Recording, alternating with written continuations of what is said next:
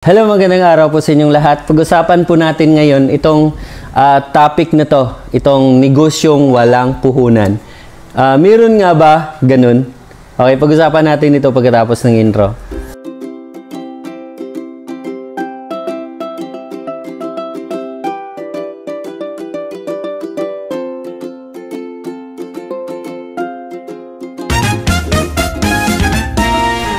Okay, magandang araw po sa inyong lahat. Ako nga pala si Ian Canillas, ang inyong influencer.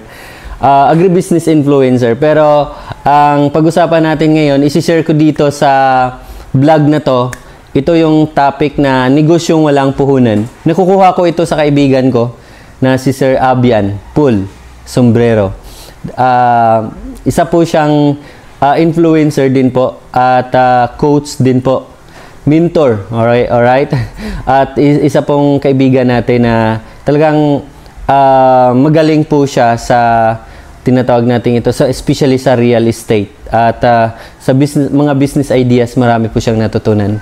And isi-share ko rin po ito sa inyo kung ano po yung natutunan ko. Galing po sa kanya. Sir Paul, saludo po ako sa inyo. Okay, so negosyong walang puhunan. Ano-ano nga ba ang mga negosyong ito? Meron bang ganun? Sa panahon ngayon, meron pa ba negosyo na walang puhunan? Wow! Paano kaya yun? Kaya gusto ko maintindihan nyo mga kaibigan. Gusto ko po i-discuss ito at i-share ko sa inyo at makatulong din po sa inyo. Kahit ikaw ay isang estudyante, nag-aaral ka pa sa ngayon, housewife, wala kang trabaho, or meron kang trabaho, pero gapos ka sa 8 hours na trabaho. Kahit mga professionals, mga teachers, police, meron din po ako mga kilala ng police, military, na nag-engage din po dito dahil kailangan nila ng extra income. Okay, ano nga ba ang negosyo na walang puhunan? Alright? Okay, number 1 is pagiging affiliate marketing. Okay. Now, ang affiliate marketing ba isang negosyo? Yes, isang business opportunity for everyone. Hindi na po kailangan ng college graduate. Hindi po yan requirements. Kailangan lang po dito, dapat matyaga ka, masipag ka, meron kang ideas, at smart. Ang kailangan lang po dito ay siyempre meron kang knowledge, ideas. Sa ngayon kahit wala kang knowledge sa computer, meron ka namang cellphone, di ba? Meron kang data, di ba?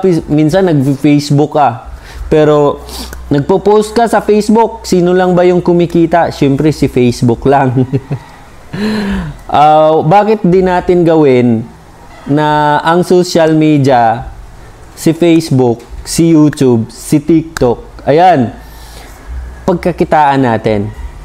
Okay? Wag lang po tayong post lang ng post na wala naman tayong makukuha doon. Okay lang yung meron kang sinishare na mga happenings or encouragement about the Word of God. Pwede rin po yun. And then, marketing tools. You know what? Social media is the best for marketing tools. Yun po ang paano po ba ang affiliate marketing? Ang isang affiliate marketing ay it is just like nagbibenta ka ng mga produkto na hindi naman sa'yo. Wala kang inventory, wala kang puhunan. Tama, wala kang puhunan. Ang puhunan mo lang dito ay oras. Okay, walang registration. Maraming affiliate marketing sa ngayon na walang registration, free registration lang po. Number 1 is Lazada, Shopee. I-share ko sa inyo yung mga link later ha. Meron din po eBay kapag international, Amazon. Marami po na pwede yung pagkakitaan sa internet. Basta legit lang po. Legit po ang mga yan. Especially kung affiliate po kayo sa Lazada. Of course, nagbabayad kayo ng tax niyan. Every commission po, meron po yan deduction for tax. Next is to become an agent. Ano naman po? Ano naman po ang negosyong to? To become an agent is a business opportunity. Kahit nasa bahay ka lang, nagpi-Facebook ka lang, nagsishare ka lang ng mga post, especially in real estate. Nagbo-boom ngayon ng real estate. Pwede kang maging ahente for the meantime. And then kapag natuto ka na, pwede ka na mag-upgrade, kukuha ka na ng license for brokerage. Okay? To become a broker. Ayan. So, mas maganda kung lisensyado ka na, meron ka ng broker license ka na. So, mas malaki po yung kikitain mo. Pero yun, walang puhunan yan to become an agent. Ang kailangan lang po is communication doon sa mga, tulad sa akin, I am also an agent. Agent ako sa mga insurance. Dati, for almost, siguro nasa 15 years na. Pero, nagfo-focus na kasi ako ngayon sa current na business ngayon at trabaho. Dalawa po. So, to become an agent is not easy. It's not easy actually. Mabilis at parang madali siyang intindihin at madali siyang trabahuin. Pero sa panahon ngayon, kailangan mo ng tamang idea tungkol dito. Kaya mag-attend ka sa mga orientation, product presentation, mga business opportunities, or especially sa mga real estate, kailangan mo maging active din po. So ako, naging ahente ako ngayon sa SMDC at iba pa pong mga nakabenta rin po ng mga house in lot. At sa ngayon, lalo na malaki po yung mga commissions na ibinigay, especially ng SMDC. Merong ahente din po ako ng Stone Hills. Ano ba yung Stone Hills? Ano yan? Libingan.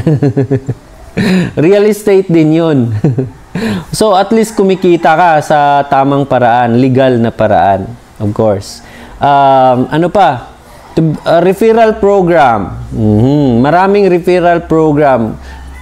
Actually, kailangan mo ng kakilala para matuto ka dito. So, marami pong pwedeng mong pasukin bilang agent. Next is freelancer. Okay. Pwede ka maging freelance as a virtual assistants, video editing or video editor sa online, writings, blogging, ano pa? Opo, negosyo din po yan. Kahit vlogging po, business po yan. So, walang puhunan. Ang kailangan mo lang, sarili mo. Pag-aralan mo. Yun. Hindi na kailangan yung patamad-tamad ka sa panahon ngayon. Na hintay ka lang kung sino yung magbibigay sa'yo. Kailangan mo rin ng sipag. Hindi lang tiyaga, kundi sipag. At dapat pag-aralan. Maging alert to. Alert or maging smart ka sa panahon ngayon. Kasi kung nasa trabaho lang, hindi naman masama ang pagiging empleyado. Maging masama lang ito kung nagfo-focus ka na lang kahit alam mo na kulang yung sahod mo, kulang pambayad sa renta, pambayad sa mga tumaas na po ngayon lahat ng mga bilihin. Hindi na po natin ito ma-deny. Sa totoo lang po, ang sahod ay kulang na kulang po. Kung magbe-base lang po tayo, aasa lang po tayo sa sahod natin. Kailangan meron tayong another source of income. To become an agent, to become a freelancer, join ka sa mga referral program, kikita ka na, earn commissions, incentives, at to become affiliate marketing. Marami pa pong iba at pag-usapan din po natin yan sa susunod nating mga video. Next video ko po, interviewin ko po si Sir Paul, ang kaibigan natin, para marami pa po tayong matutunan sa kanya. Ayan, maraming salamat po. God bless at kita-kits po tayo sa susunod nating mga video.